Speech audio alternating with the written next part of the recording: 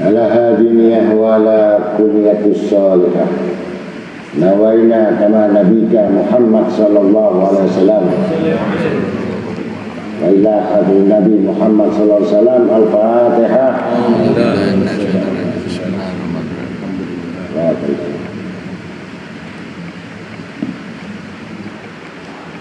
Assalamualaikum warahmatullahi wabarakatuh. Waalaikumsalam warahmatullahi wabarakatuh.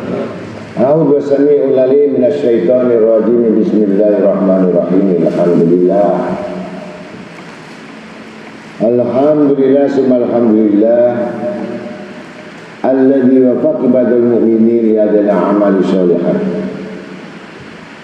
wa syarah sudur awlihil muttaqin bil imani ma jaa bi rasulih minal hikmati wal ayat wa kashafa qulubi ahbabih abab al jahalati wa dhulalah wa yasara al baqiyati sholihat ma yatabauna bihi manazil al jannah fadlan minhu wa ni'mata rabbuka yaluku ma yasha'u wa yakhtaru min al makhluqat ahmaduhu subhanahu ala malau minal asma'il husna wa sifat waskuruhu ala ma'asdahu minal in'ami wal barakat wasyadu an la ilaha illallah la syarika lah syahadatan arju bi'ala darajat wasyadu anna sayyidana Muhammadan abduhu wa rasuluh sahibul ayati wa mujizat.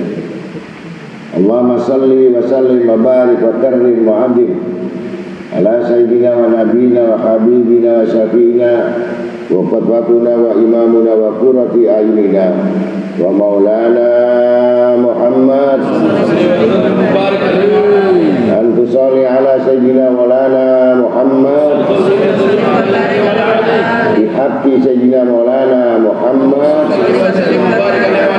al-fatih lima ulik wal khatim lima sabak Yunasil haqqi bil haqqi wal hadi ila siratikal mustaqim sallallahu wasallam alaihi wa ala alihi wa sahbihi haqqa qadrihi wa miqdaril azim amma ba'd.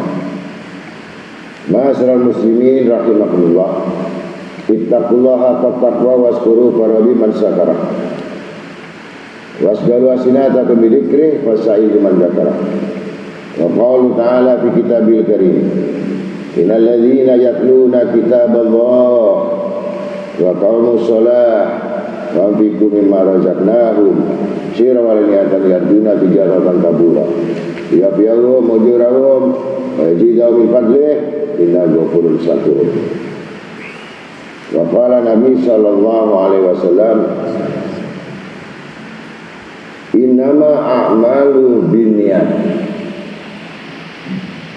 wa innama likulli imrin ma nawa faman kanat hijratu ila Allah wa rasulih fa hijratuhu ila Allah wa rasulih wa man kanat hijratuhu lidunya aw imra'atin yankihuha fa hijratuhu ila ma hajara ilaih.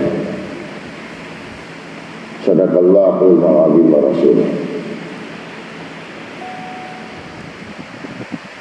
Para hadirin yang sama-sama dimuliakan Allah, alhamdulillah, alhamdulillah, summa alhamdulillahi rabbil alamin. Kita pertama-tama banyak memuji Allah, banyak bersyukur kepada Allah, banyak-banyak bertahmid, mengatakan kalimat alhamdulillah. Karena alhamdulillah itu sudah disebut orang yang berdoa. Ketika mengucapkan alhamdulillah itu sudah berdoa. Memuji Allah itu sudah berdoa. Maka dengan demikian, kalau sudah muqaddimah apa saja, al-awal bismillah wal akhir alhamdulillah,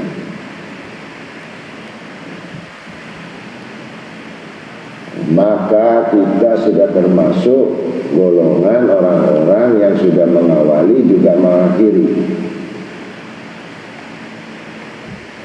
Ya mudah-mudahan itu semua kita bisa mengetahui hakikat bersyukur, bukan hanya mengucap alhamdulillah. Bukti syukur adalah orang yang banyak sujud, orang yang banyak zikir, orang yang banyak belajar, orang yang banyak menambahkan pengetahuan-pengetahuannya. Ini orang bersyukur. Kalau dia tidak bersyukur, berarti ada kekurangan-kekurangan yang banyak. Yang seharusnya mendapatkan maghfirah, ampunan, jadi tertunda. Yang harusnya mendapatkan nikmat, tertunda. Yang harusnya mendapatkan kabul doa, tertunda. Karena dia termasuk golongan yang belum disebut orang bersyukur. Orang yang bersyukur tadi sudah jelas apa yang disebut karunia Allah. Apa karunia? Apa rahmat itu? Rahmat itu meliputi yang isinya di situ ada bentuk pengampunan, ada bentuk nikmat, ada bentuk hajat yang kabul, ya, ada rezeki yang banyak, yang baik, yang halal. Ini rahmat. Dan semua kalau rahmat diturunkan, inilah bentuk seluruh kehidupan mereka mendapatkan kebaikan.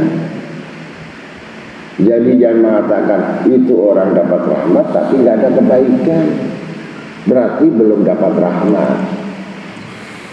Yang isinya rahmat tadi maghfirah, ya, hidayah, taufik, inayah, rezeki, kemudahan, keselamatan, rahmat, meliputi keseluruhan adalah kullu barokah man sholla alaih. Itu ada qasidah. Jadi itu rahmat. Siapa yang bawa rahmat? Sayyidil wujud, Imam kulli mawjud, nurul wujud, Nabiina Muhammad sallallahu alaihi wasallam. Wa ma arsalaka ila rahmatan lil alamin. Rahmat itu dititipkan oleh Nabi Muhammad SAW, diberikan kepada orang yang dekat, yang berbuat baik. Yang berbuat baik menerima kebaikan dan semua menjadi kebaikan. Itu rahmat. Dan puncak rahmat itu kita sambung lagi malam ini. Apa itu rahmat? Sehingga dia bisa masuk surga. Akhlak.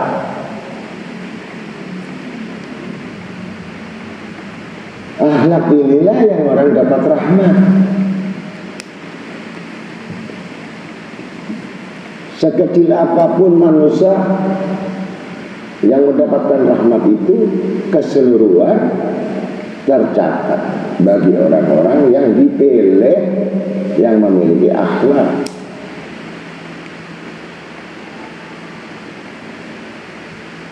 Siapa yang bawa akhlak pertama? Nabi Muhammad SAW. Siapa yang bawa rahmat? Nabi Muhammad SAW. Ini yang harus dicari. Itu susah terus menerus, memang buruk. Fakir terus-terusan, musibah terus-terusan, nggak sadar-sadar. Su'ul adab, su'ul akhlak, buruk akhlak. Tapi nggak sadar, nggak ada. Keburukan akhlak itu adalah bentuk banyaknya dosa. Itu. Tidak bisa diingkari banyaknya akhlak sama Allah buruk, akhlak dalam pekerjaan buruk, akhlak dengan manusia buruk, akhlak dengan orang tua buruk, akhlak dengan guru buruk, akhlak ziarah buruk, akhlak ziarah kubur buruk. Semua itu buruk, niscaya tidak berfungsi amal. Hajinya tiap tahun, umrohnya tiap bulan, hanya dia akhlak buruk pada Allah, semuanya batal hukum.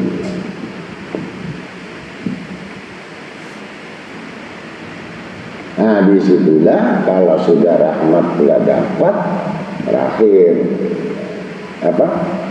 Syafaat. Nah, syafaat itu apa? Syafaat itu bentuk pertolongan yang paling besar nanti pada hari kiamat. Pertolongan yang besar saat mau diadab kubur, pertolongan nanti di mahsyar, pertolongan nanti di sirat, pertolongan di mizan. Itu ada melewati 4 proses itu. Kalau memang dia dapat syafaat, itu sudah terakhir, jalan terakhir. Tapi jangan mengatakan syafaat mudah. Nah, syafaat itu harus kenal. Misalkan kamu dengan orang itu baru kenal, kamu minta tolong, mau pinjam uang atau mau minta bantuan, tapi kamu nggak kenal, kira-kira ditolong nggak?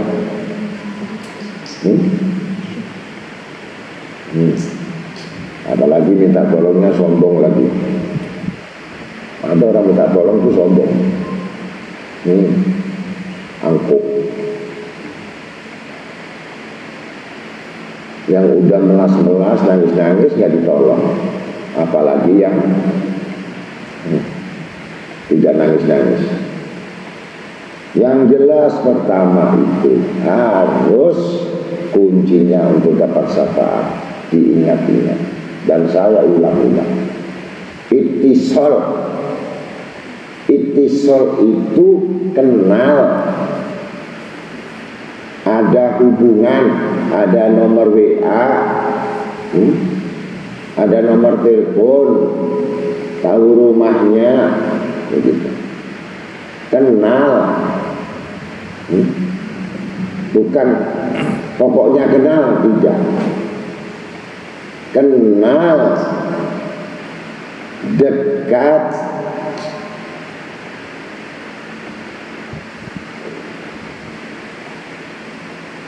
agar dipercaya.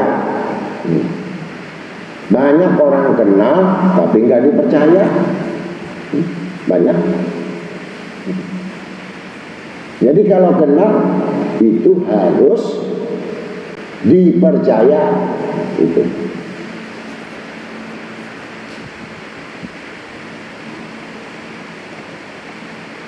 ittisal namanya, baik urusan akhirat atau urusan duniawi,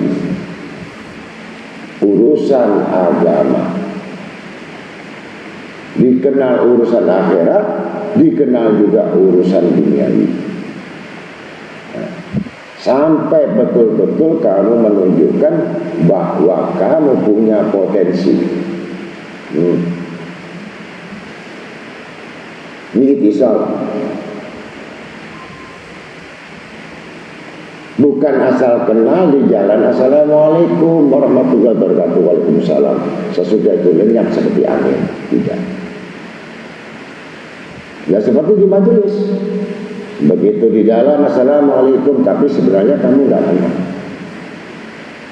Dan yang kamu kenal, ya yang kamu suka, yang dekat saja.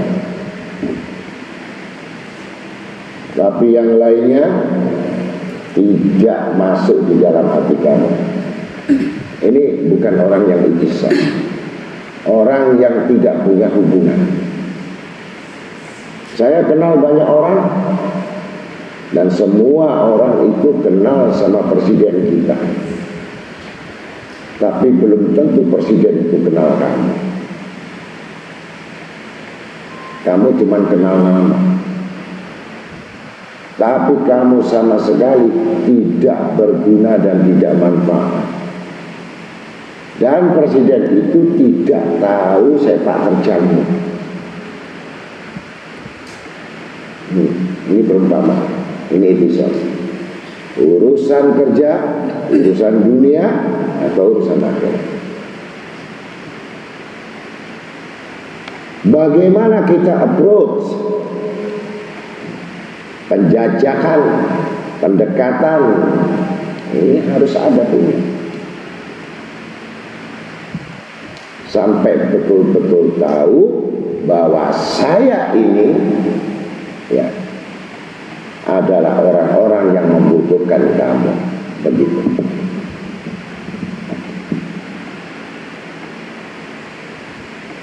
Bagaimana caranya? Maka disebut bijahi. Jah, harus berhadapan, harus menghadap dan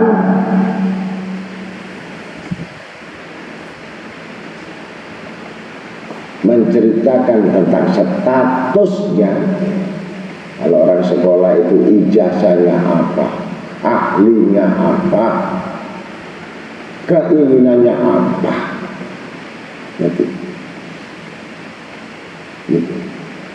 Seluruh sahabat Nabi Muhammad SAW bijak.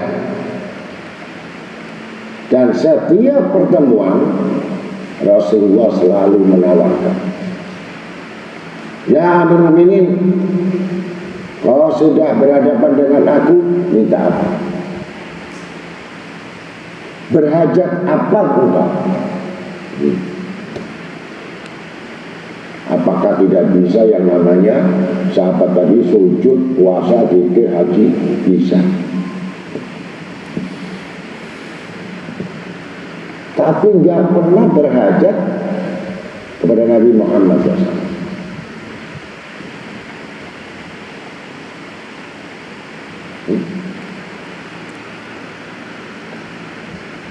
Ini bijak. Oh, saya ingin jadi pedagang, saya ingin jadi ini, saya ingin jadi ini. Rasul Sallallahu Alaihi Wasallam berdoa, kabul. Ini bijak.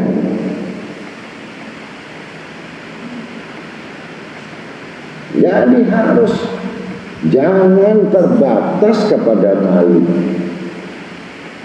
Malu kepada Allah, bukan malu kepada diri.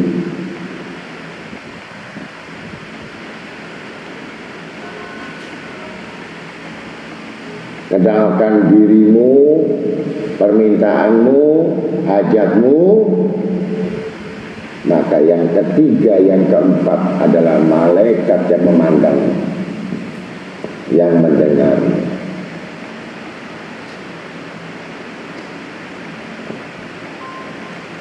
Datang pulang, siapa yang melihat?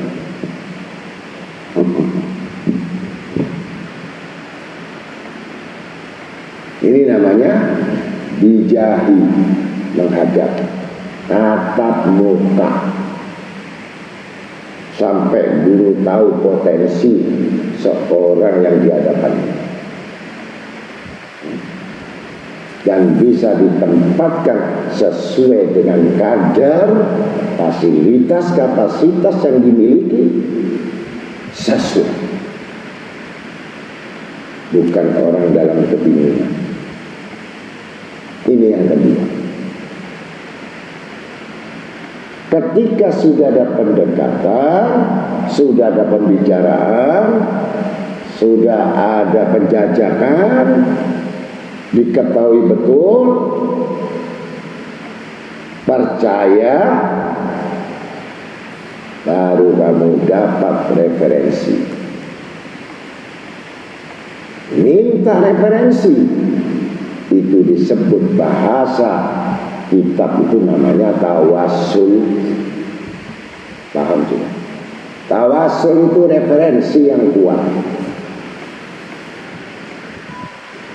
Bukan sekarang saya nggak ketemu seperti saya tawassul, bukan begitu. Bagaimana kamu dapat referensi? Kenal aja enggak, menghadap enggak, tawassul. Keliru apa salah? Ya sama. Ya keliru ya salah gitu. Paham?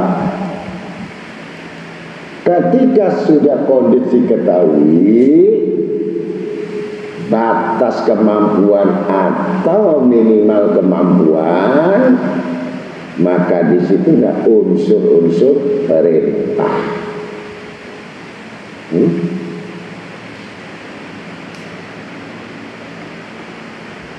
Nah, perintah itulah yang disebut komitmen.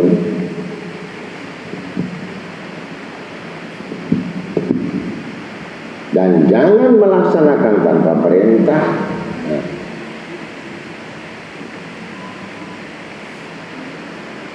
Setelah itisol itu sudah, baik urusan dunia atau urusan akhirat, kemudian yang kedua menghadap, yang ketiga bertawassul, minta referensi, baru yang keempat syafaat, ditolong. Syafaat itu ditolong.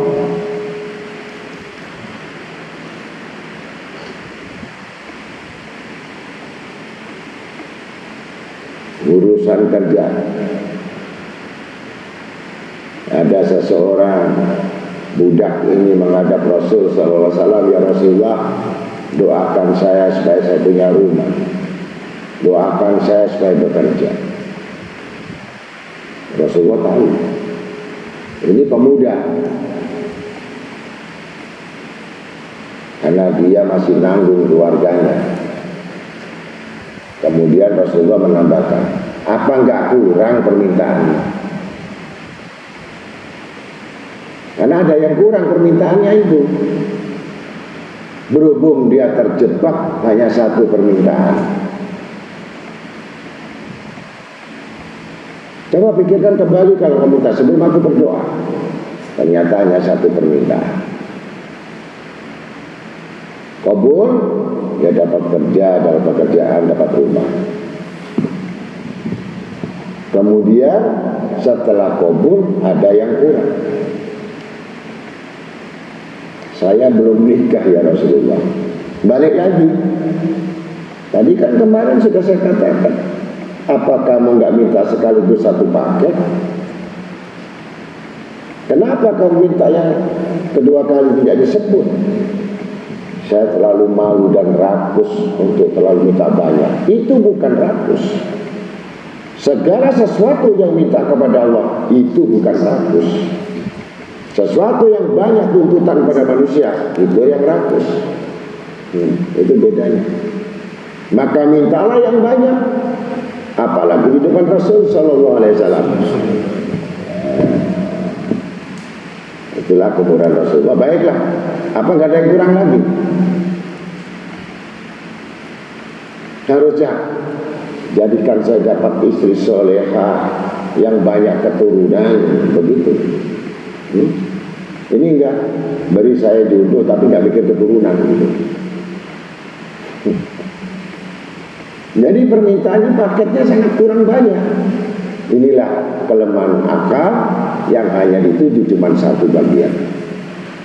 Padahal banyak bagian-bagian yang ditunggu oleh Rasul sallallahu alaihi wasallam.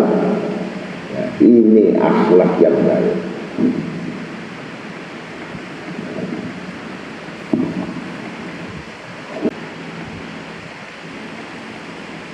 Kemudian yang kedua, apa syafaat itu? Yang memasukkan surga tanpa hisab. Jadi Rasulullah masukkan surga referensinya, udah kamu nggak usah sekolah, nggak usah biji, nggak usah nilai, udah nyemplung aja udah masuk surga yang kedua. Ini nikmatnya orang yang kenal, orang yang berhadapan, orang yang punya referensi, gampang, sholatnya sedikit, ya, ibadahnya sedikit, tapi nunggu terus sifat referensinya. Nah, begitu. Bukan akunya. Kalau akunya, Allah tidak turun campur, Rasulullah tidak turun campur, udah susah lah. Kalau Rasulullah tidak ikut turun campur, kamu susah. Berputar-putar kayak keledai di pinggang kandung. Ini masuk surga gampang kok. Modalnya apa? Ini bodoh di sekolah ini. Semua mata pelajaran bodoh semua. Tapi Allah kasih keahlian dia. Ada yang bisa mengangkat nama besar universitas. Ternyata dia pemain basketball nomor 1 yang diambil Olimpiade. Sehingga terangkat namanya sekolahan itu berkat keahliannya. Sekolahnya nol. Maka semua diluluskan, ini lulus karena dengan satu bagian saja punya keahlian yang menonjol. Di situ dia dapat fasilitas dan kapasitas karena mengangkat nama sekolah itu menjadi harum. Goblok loh, nulis ujian nggak lulus, ya, bolosan, nuakal, tapi pinter basketnya, bukan pinter nulisnya.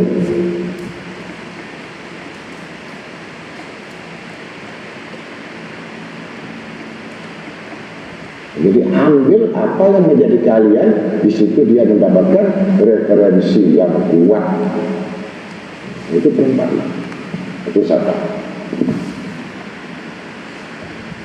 Ini kenal enggak, menghadap enggak, tawasul melulu, ya lama-lama kinsul.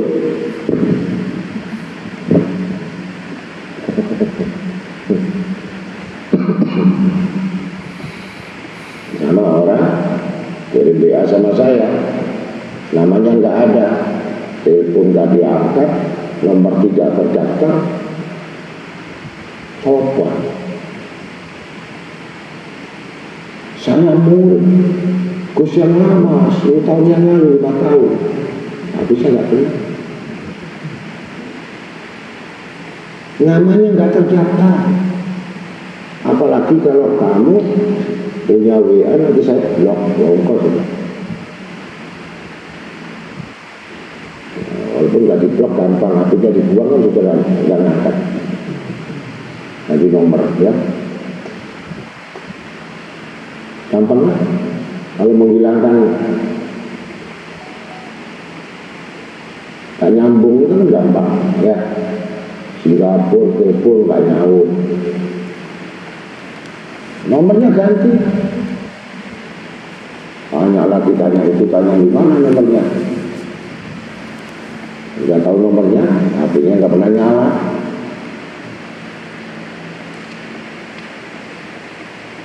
Nah seperti itu.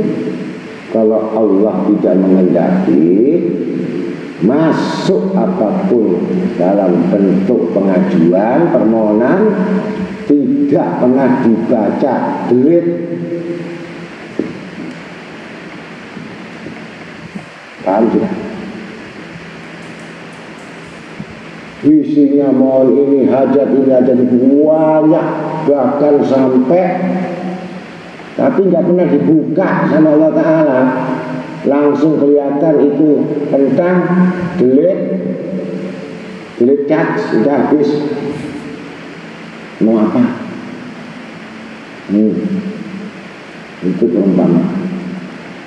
Nangisnya nggak dilihat, ngajinya nggak dilihat, hajinya nggak dilihat, puasanya nggak dilihat, ya, meleknya nggak dilihat, masuk tetap, tapi nggak dibaca.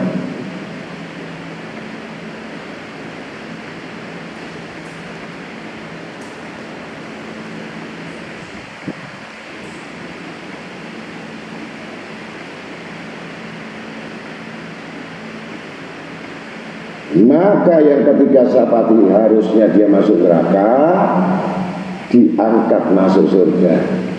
Ini sebetulnya ini orang masuk neraka. Ya tadi, gara-gara prestasinya satu dia angkat, harusnya nggak lulus, harusnya kena DO. Karena prestasi ini harusnya masuk neraka, nggak jadi masuk surga. Gitu.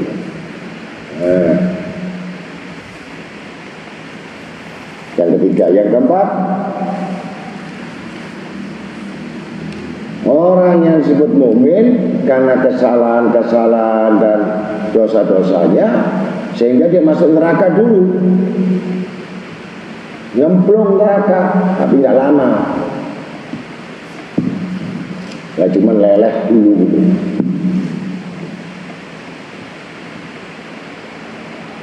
Kemudian diangkat oleh Rasul SAW masuk surga, tapi masuk neraka dulu. Ya kita nggak ingin seperti itu. Kalau bisa masuk tanpa hisab. Gitu.